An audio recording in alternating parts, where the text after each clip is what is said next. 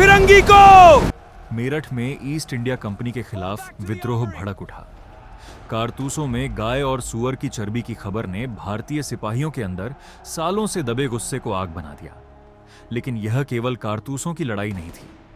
किसानों से छीनी गई जमीन, राजाओं से छीने गए राज्य और अंग्रेजों का अपमान पूरे देश को अंदर ही अंदर जला रहा था। मेरठ से हजारों विद्रोही सैनिक दिल्ली की तरफ बढ़े और 11 मई 1857 की सुबह वे दिल्ली में दाखिल हो गए।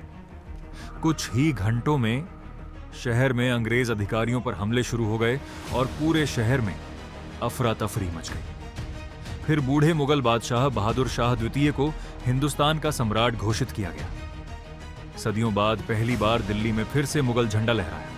लेकिन जल्द ही दिल्ली एक युद्ध भूमि में बदल गई। चांदनी चौक की गलियों में हर दिन गोलियां चलती थीं।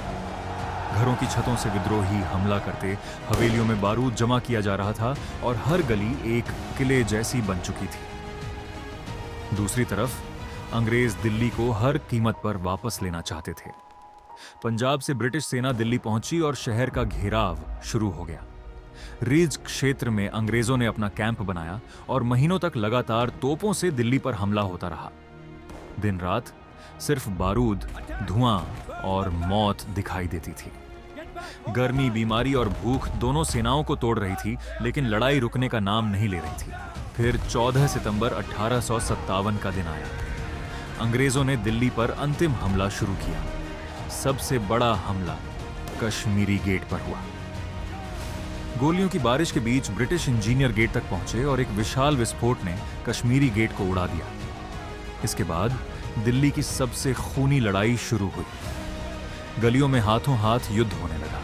तलवारें, बंदूकें और तोपें पूरे शहर को नर्क में बदल चुकी थी। धीरे धीरे विद्रोही पीछे हटने लगे और ब्रिटिश सेना रेड फोर्ट तक पहुंच गई। बूढ़े बादशाह बहादुर शाह द्वितीय ने हुमायूं टंब में शरण ली, लेकिन कुछ ही दिनों बाद उन्हें गिरफ्तार कर लिया गया। उनके बेटों को अंग्रेज अधिकारी हडसन ने गोली मार दी।